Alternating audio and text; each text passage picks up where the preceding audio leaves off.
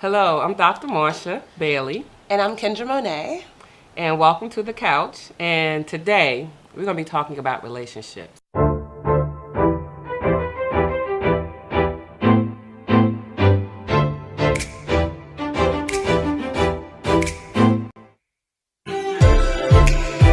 My daughter is amazing. I just think she's amazing. I think that we have a pretty good relationship. I was going to ask you that. Yeah, I feel like we have a very good relationship. I feel like I can talk to you. I feel like I can be honest with you.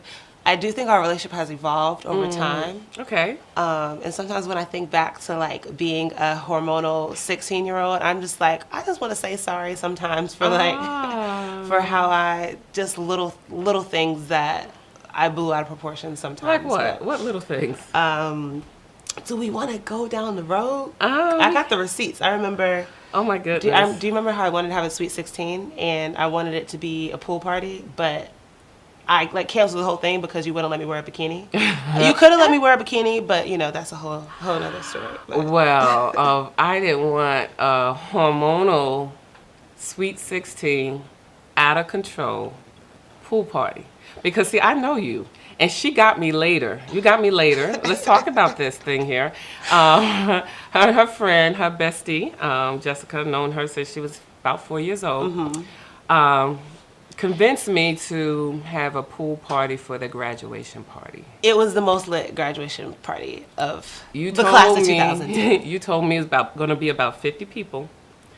And if it wasn't for someone telling me, say, did you see this list?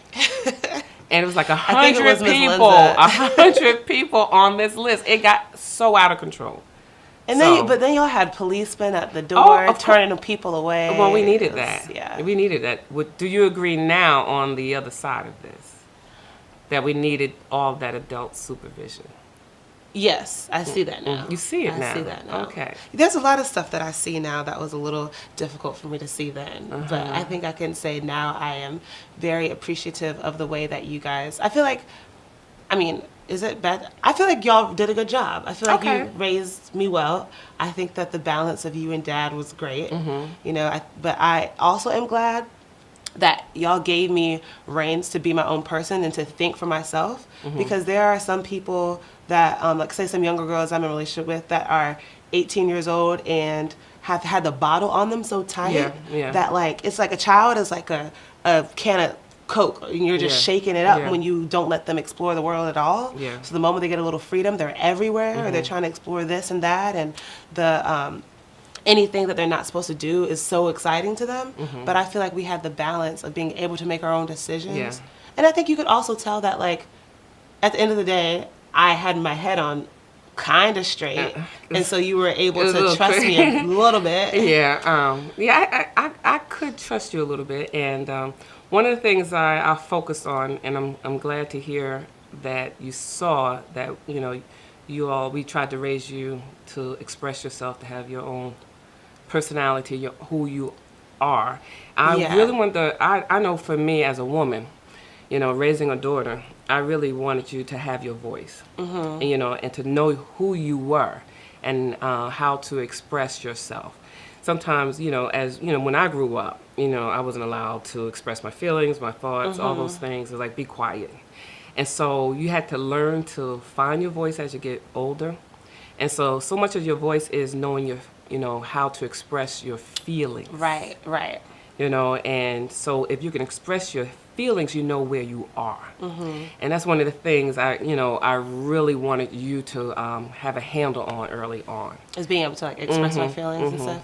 Yeah, because I know that I wasn't allowed to, like, talk back. No, necessarily. no. But I was allowed to say, well, I don't think that this is fair because, I remember I was those allowed days. to, like, well, can I tell you how I feel about this Yes, situation? yes. And y'all allowed me to express myself. Yes. But I think that's important because if you never give a child room to express himself, where are they going to learn those communication You need skills? Like, to. all the Yeah, communication skills that you learn start in the home. They do. Yeah, and so I think that when I find a lot of mother-daughter relationships that are sort of tit for tat and at each other, I find that it often comes from unmet expectations of what the other one is supposed to be like. Okay. So, Like what? well, I mean, like, For example, do you have any expectations of, well, you have expectations of your daughter and what you felt they should be like, or someone may have expectations of their mom and how she should raise me or how she should act in this scenario, but there's a certain, you're able to really enjoy each other when you kind of let those Believe it or not, expectations you go a helped me bit. with that. How so? You know, I remember, I think it was like you were in your early teen years, and I'm a little neat. You know, Okay. everything has its place. Yeah. You know, I'm somewhat structured in some things, and you were the complete opposite. Yeah, I was kind of a free spirit. Yeah, you know. And so I remember wanting things a particular way, wanting you to do them the way I did them. Yeah. And then expect, you know, you're a very smart girl, naturally smart in school. So I had an expectation for you to bring straight A's home all the time. Mm-hmm. And I think I asked you something, or you said something about someone, and I was getting ready to say, well, so-and-so got straight A's, and you said, do not compare me to this person. Do you remember that? No. Oh my God. But it sounds like something I would say. Yeah, but that stopped me right there. And I said, Kindra is her own person. I have to accept her for who she is, and I never wanted you to feel that I was comparing you to someone else. Yeah. You know, That can be detrimental. Yeah. I Yeah. had friends' moms who would, you know, talk to me about their friend's weight or would openly compare her to us, like in front of her and everything. And that really took a toll on her Yeah. self-esteem. Yeah, yeah. So I tried not to do that, and then I was like complaining about something. It's like, Mom, this is how I like it. Yeah. You know, I want this. This helps me. I'm like, but wouldn't it help you if you did it like this? Yeah. And he was like, no, this is not me. And so I had to step back. I just had to step back and say, okay, wait a minute. I am me, Yeah. and you are you. Yeah. And I didn't want that tension, Yeah. you know, and you're dreading to hear my voice, even though some of that is just natural. Right. You're going to go through times of tension. You're going to go through times where you may not see eye to eye with your mother or even other family members. But I think that another thing that has helped our relationship continue to grow is that we don't throw stones at each other. No, we don't. I've never I can't experienced imagine. a low blow from you. You never said anything to hurt my feelings. You know? Like, Yeah. some people say stuff to each other to hurt their feelings. And I don't know if I got this from you or where I got it from, but in any relationship that you're in with someone, imagine if you guys are in a room that you have to live in forever. And everything you say to this person is written on the wall. You can apologize or whatever you want to, but when they're in that relationship with you, they're living in that room, and you can say you're not good enough and then later on say I didn't mean it, but it's just you're not good enough with like a little line drawn through it. Like, it's still on the wall. Can you They imagine can still that? see that. Yeah. Yeah. What room? Yeah, what the room would look Look like like. with all of your words That's- splattered on there Yeah. with the person you're in Yeah, that's relationship a with. thought. And I never forget also what made me kind of like wanting to hear your thoughts and feelings, because you kept diaries. Yes, and you read them. This woman had the nerve to check me about what I wrote in my diary. I was like, hold up. Everything from here on out is null and void because that wasn't for you. Yeah, I read her diary. I Yeah. read your diary. After the 8th grade dance. Yes, I remember. I came to you about it, didn't Yeah. I? Shame on me. Shame And on you're me. like, so you mentioned, I was like, hold up. You read my diary? Ultimate betrayal. Oh, but that was my last time. Was it? Yes, it was. Reading your diary. You know, and so I never forget, I think one of the things I read in the diary was, I think I said we're gonna go walking. And then in your diary, it's like, me and my mom said we're gonna go walking, but we'll see. Do you remember that? Oh, wow. No. Yeah, I remember. I was like, oh. So, but I thought about that. And so I said, okay, I have to be very careful in my promises. Ah. You know, because I saw some skepticism there, some doubt Wow. there, and regarding me honoring my word and my promises to you. Wow. And I wanted to be someone you can trust. I wanted to be someone you can count on. You know, and so I said, okay, so that was the best thing for me, reading your diary. Wow.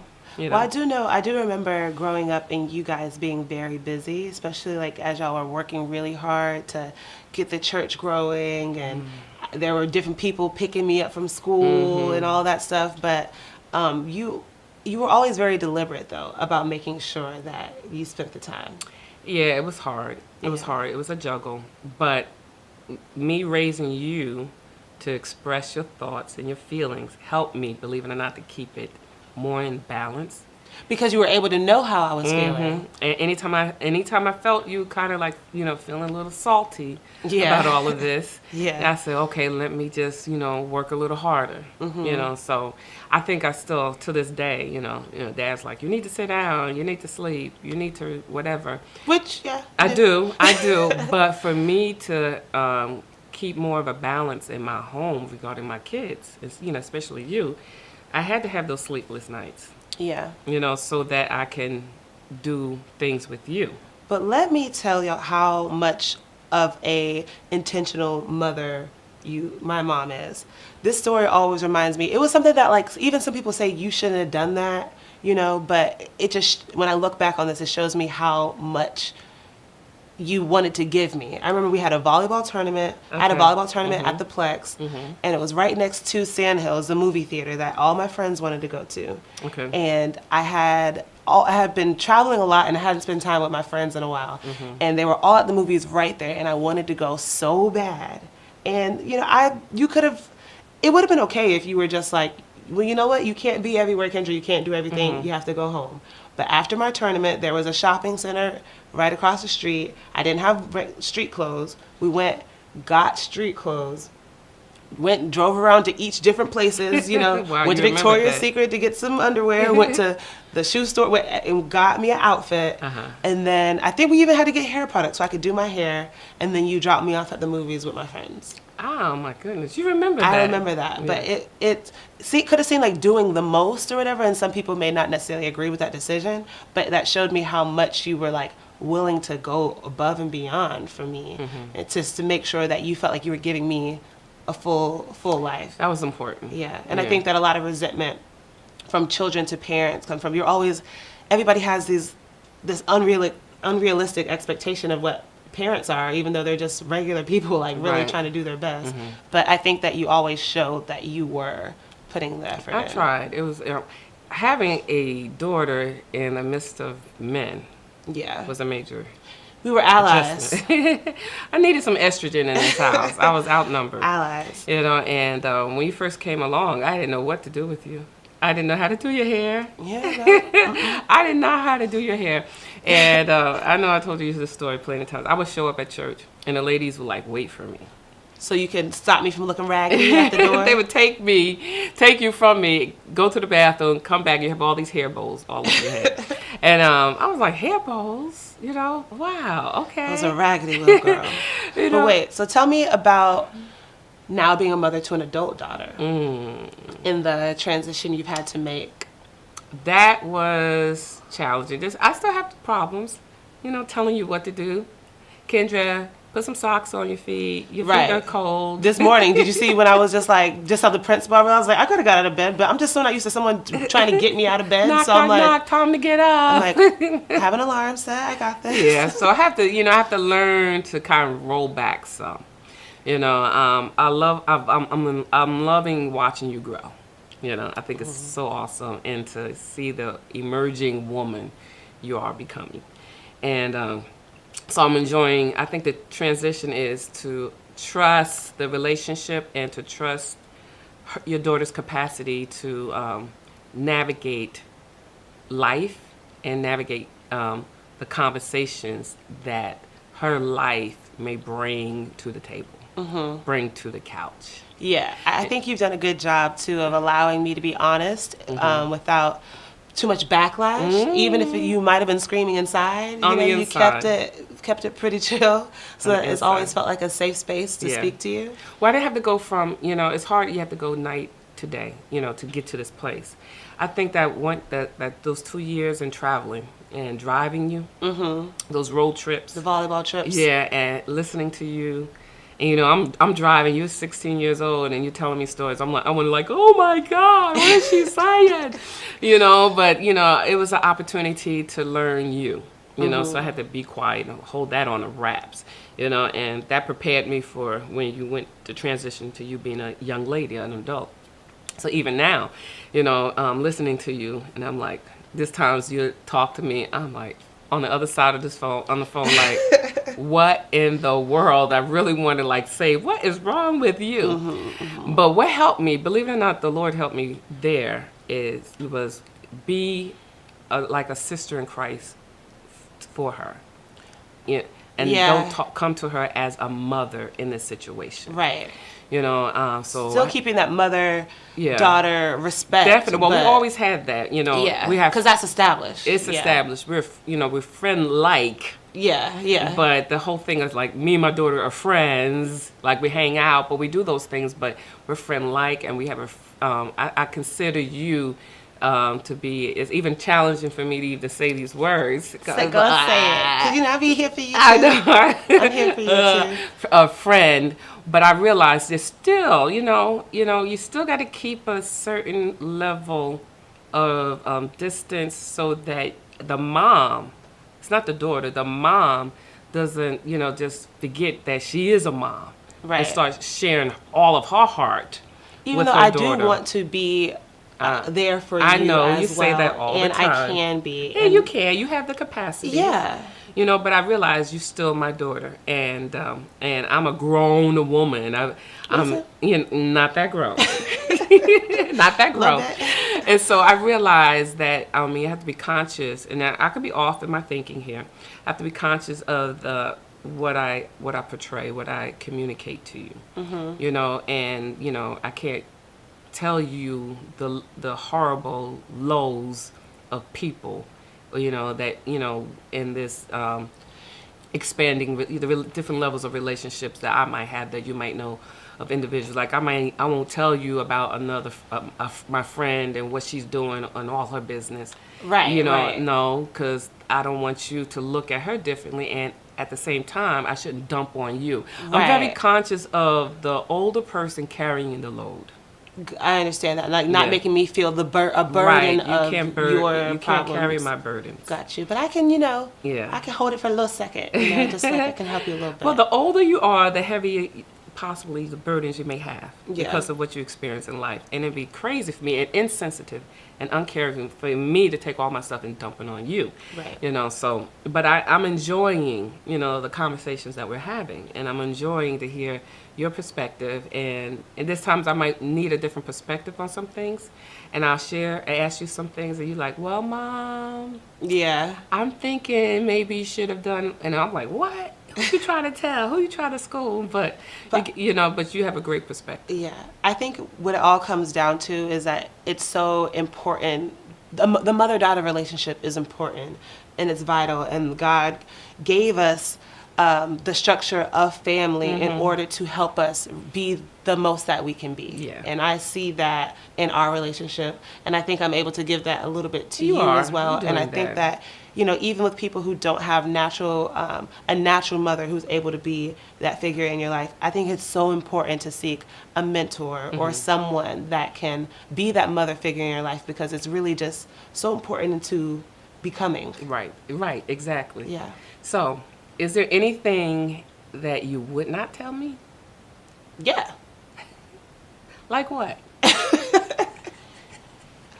Well, I mean, there are for example, with my mentee, sometimes she's been sometimes an open book to her parents to a fault. Okay. To a fault. And and I think it's like, you can give them the headlines, but sometimes there's certain things that she's been through that they don't need the details for. What benefit is that going to give? So you're holding anybody? out? You holding out on me? I don't really have anything I'm holding out at this point in my life. Okay. Oh, that's good to know. Yeah, Okay. but there have been probably headlines that you've gotten that you didn't get the fine print on, and it has made a difference because you didn't need it. And I think that is healthy. No, you're right. That is healthy. Yeah, you completely right. Yeah. There's some things in a mother-daughter relationship we want to keep healthy. Yeah, give the headlines, And how did you know I did not need it? I mean, how could you tell? What good? Some things it's like, does this have any benefit for anyone at all?